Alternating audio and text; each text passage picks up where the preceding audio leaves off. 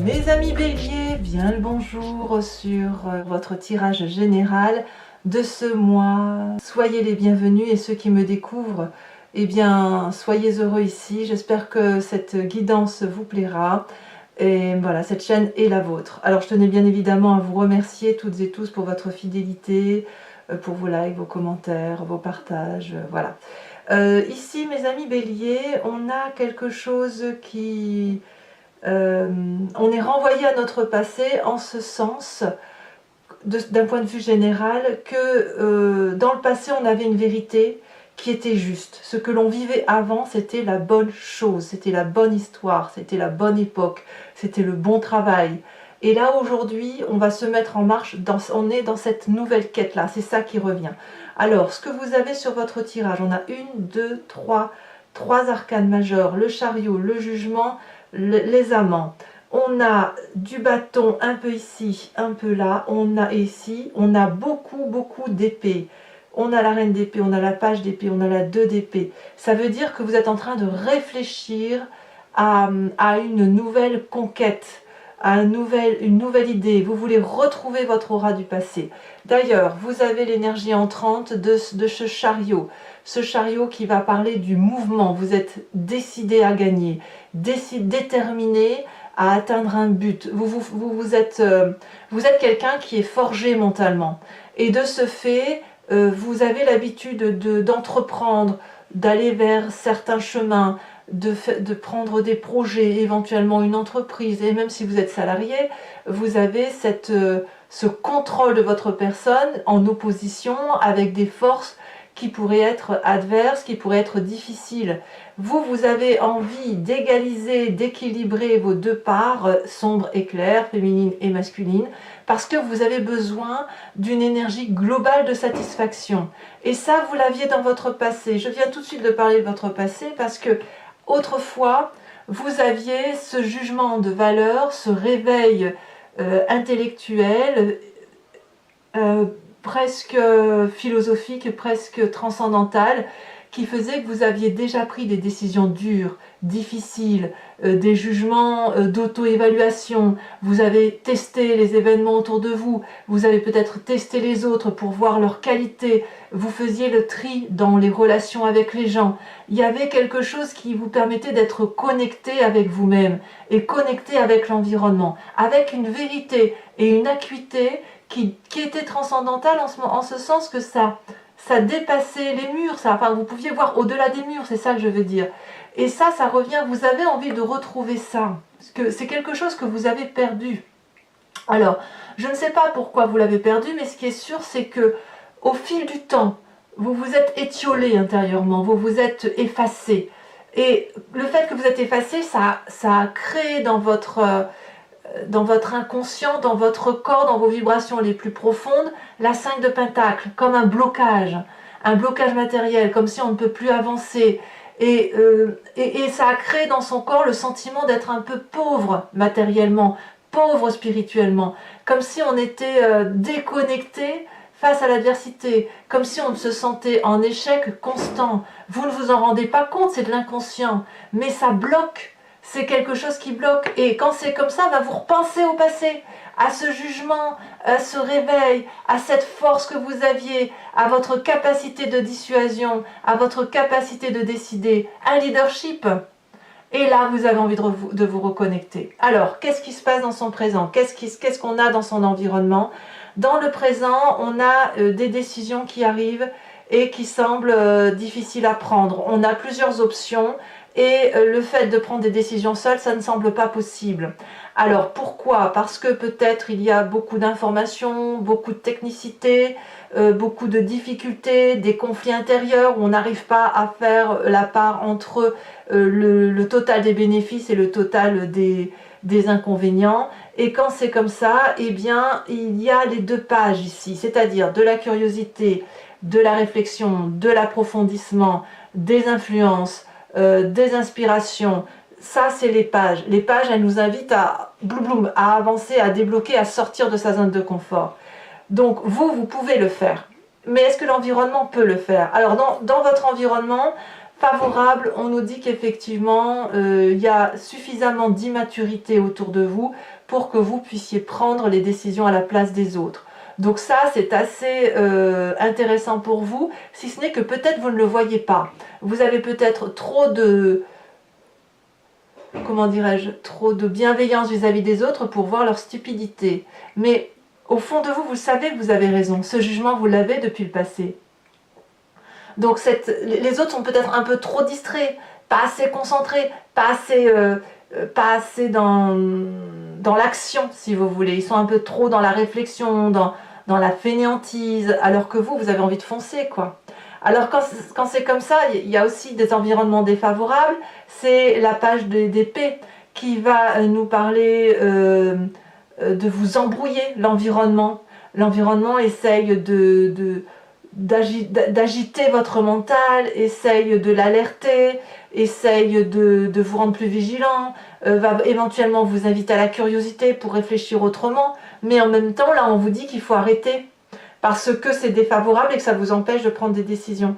Donc aujourd'hui, vous êtes dans une situation un peu étouffée, avec des intérêts et des avantages et des inconvénients. Vous avez effectivement cette capacité de voir qu'autour de vous, il y a de l'incapacité à prendre des décisions.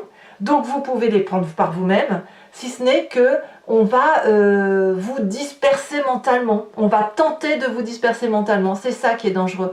Et comme vous êtes affaibli intérieurement, psychologiquement, sans vous en rendre compte, puisqu'on est dans l'inconscient, eh bien on a ce sentiment de ne pas être à la hauteur.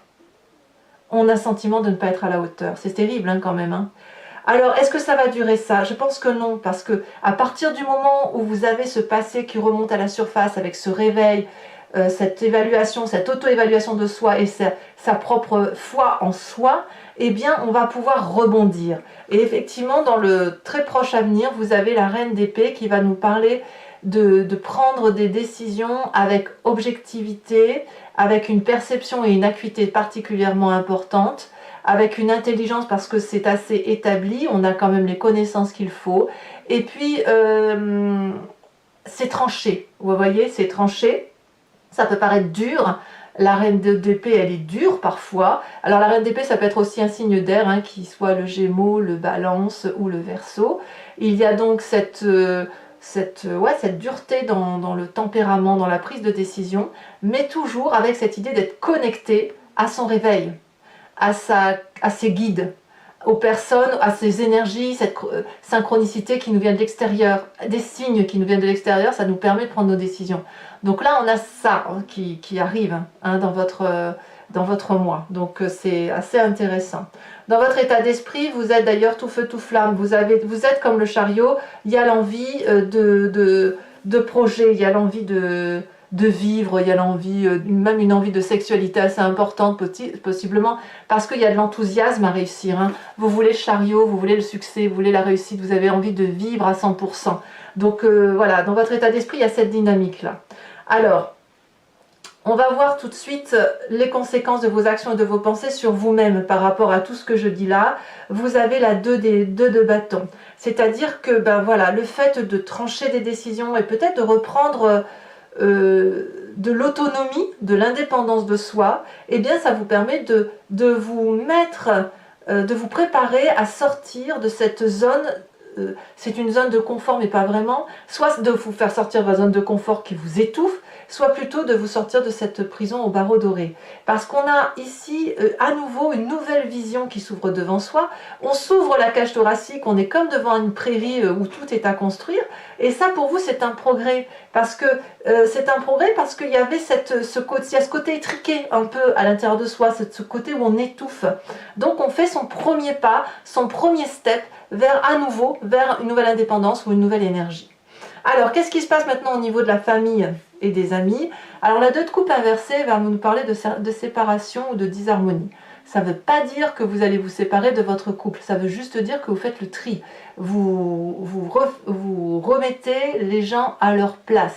Les communications pourraient être mauvaises si effectivement vous devez recadrer certaines personnes. On pourrait être même dans une forme de désintéressement par rapport à l'autre. Mais ça devrait être temporaire et on verra avec l'approfondissement Ça devrait être temporaire parce qu'à mon avis, vous avez besoin de vous concentrer sur le fait de gagner à nouveau votre autosatisfaction, votre enfant intérieur. Là, il a besoin d'être un peu blindé de fleurs, blindé de cadeaux, vous voyez. Donc ici, on ne peut pas trop passer du temps à faire plaisir à l'autre, à la famille, aux amis. On a un peu cette communication qui est un petit peu abîmée, parce qu'on est trop concentré sur autre chose. Alors, est-ce que ça va avoir des conséquences néfastes sur l'environnement, sur la fin de mois? Par rapport à tout ça, je dirais non, parce qu'on a la carte de l'amoureux. C'est-à-dire que il y a une unité affective, amoureuse, une romance à rétablir qui apparemment va faire du bien à l'environnement. Pourquoi? Eh bien, tout simplement parce que le fait que vous vous reconnectez à votre réveil, le fait que vous revenez ou que vous désirez revenir à cette énergie de vous quand vous étiez plus jeune, cette fougue, eh bien ça va attirer vers vous les gens qui ont admiré la personne que vous étiez. Et si vous êtes en couple depuis un long moment, eh bien ça va rétablir un rapport de contact, ça va émoustiller l'autre. Et si vous n'êtes pas en couple, vous allez effectivement au moins, et que vous ne voulez pas l'être, au moins remettre en balance, en équilibre vos émotions, votre corps, votre intellect, bref, ça va être l'harmonie retrouvée. Donc on a un très très beau tirage à venir, si ce n'est qu'effectivement il faut impérativement voir ce qui a pu bloquer peut-être dans ce passé, mais j'ai l'impression qu'à la limite on s'en fout de ce qui s'est passé dans le passé. Ce qui compte, c'est ce que vous étiez dans le passé. Et là, avec les 2 pages de votre environnement, il y a vraiment un virage à prendre et vous devez être cette locomotive et ne pas être derrière. Allez, on va approfondir maintenant avec le tarot du dragon celtique et l'approfondissement, je vais le faire sur Vimeo. Donc je vais expliquer ce à quoi ça consiste pour ceux qui me découvrent. Donc je recouvre le jeu avec ce tarot et je vais faire une lecture qui va se faire sur Vimeo. Alors Vimeo, c'est une plateforme qui est payante, la vidéo va être sous location, elle est pas chère du tout puisque les prix n'augmentent pas et c'est moins cher qu'un paquet de cigarettes.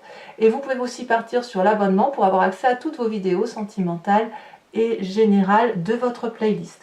Donc si ça vous intéresse, vous cliquez sur le lien qui est en description, vous êtes renvoyé sur le site en question et après vous vous laissez porter. L'abonnement, ce que vous devez savoir, c'est que ça se renouvelle tous les mois, mais vous êtes libre de l'annuler à chaque instant, de ne prendre rien du tout si ça ne vous parle pas de toute façon, ou de ne rester que sur la location. C'est vous qui voyez. Ce que je voulais vous dire aussi, c'est que sur Vimeo, je peux rajouter des cartes, ça m'arrive très très souvent. Et puis le fait de rajouter des cartes, ça peut apporter des précisions, voire modifier un peu la lecture. Et c'est ça qui est intéressant pour ceux qui sentent que ce tirage leur parle, eh bien n'hésitez pas à aller voir votre approfondissement. Si ça ne vous intéresse pas, vous pouvez aussi aller voir votre lecture d'ascendant et votre signe lunaire de votre thème astral, parce que vous aurez alors des précisions par rapport à cette lecture si jamais vous ne venez pas à ma rencontre sur Vimeo. Allez, c'est parti.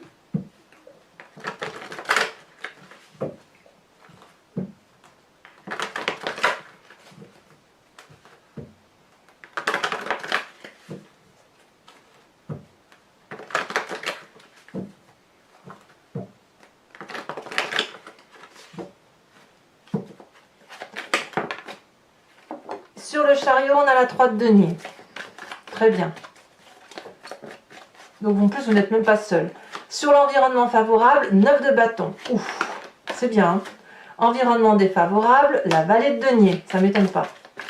Ça ne m'étonne pas. Pourtant, elle est bien la vallée de denier, mais ça ne m'étonne pas. Sur le présent, qu'avons-nous?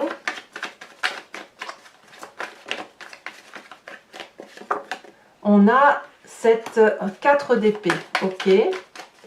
L'inconscient, ce fameux inconscient, ce qui se passe dans notre corps là, ce blocage, qu'est-ce qu'on a? J'essaierai d'en savoir un peu plus sur Vimeo, hein, quitte à rajouter des cartes. On a la 2 de denier, ok. Bah, ça ne m'étonne pas, ça va avec. Hein. La peur de se tromper peut-être. Sur le passé, le roi de bâton, évidemment, vous êtes de feu, hein, donc vous étiez entreprenant. Ça me plaît bien, moi, votre tirage. Ouh là là, ça a tombé. Alors, attendez, je ramasse mes cartes.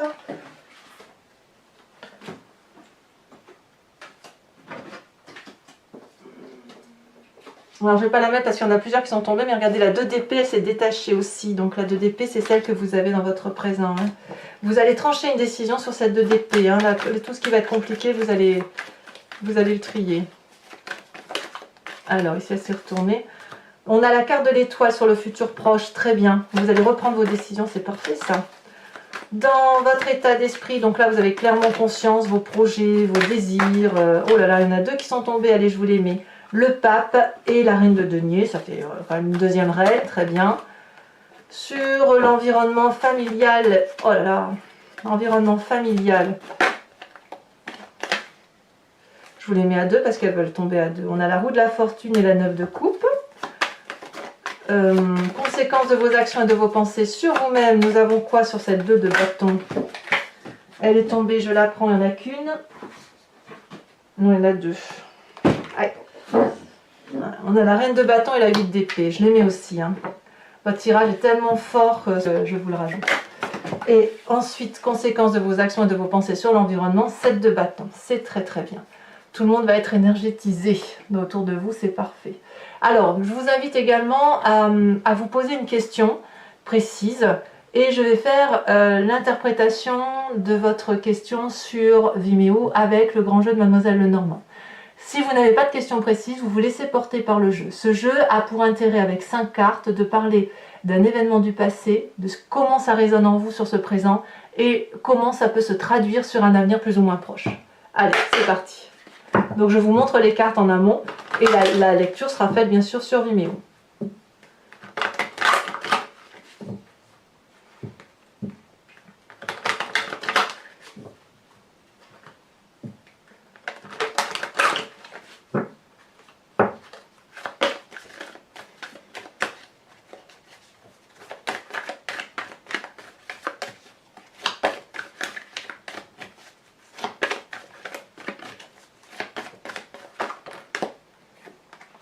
On a la 4 de trèfle.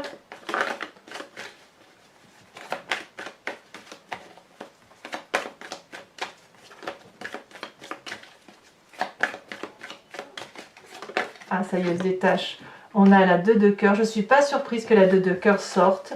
J'y pensais durant le tirage parce que c'est évident, là, il y a quelque chose qui s'ouvre hein, quand même. Alors, sur comme la façon dont vous vous présentez, oh, bah, elle a sauté. Oh, la dame de pique. Eh ben oui, je ne suis pas surprise. Vous avez peur de trancher, vous avez peur de prendre des décisions. Peut-être que certains d'entre vous ont peur de perdre l'affection de l'autre ou des autres, hein, ou la peur des conséquences de ces actions. Il ne faut pas que ça dure ça. Vous ne serez pas plus aimé ou pas moins aimé parce que vous prenez telle ou telle décision. Hein. Alors, les 2 prochaines cartes, elles sautent bien. Nous avons la 4 de pique. Et ici, elle a sauté déjà. Nous avons la 8, 9 de pique. D'accord? Enfin, sur Vimeo, pour les petites cartes bonus, je vous tirerai 3 cartes pour chacun des décans avec les cartes OH. Ce sont des cartes conseils ou de protection. Allez, c'est parti.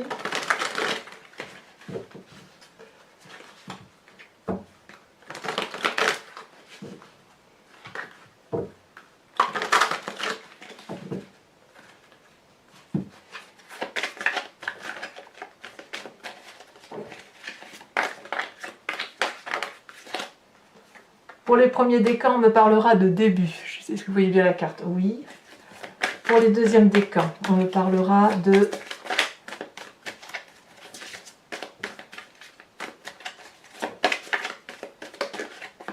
On parlera de faillir. Et pour les troisièmes décans, elle a sauté, on parlera d'ennui. Ensuite, je recouvre ces 3 cartes avec une carte complémentaire, imagée. Et les 2 cartes vont être le conseil ou vont être l'information qui devra résonner en vous pour chacun des décans.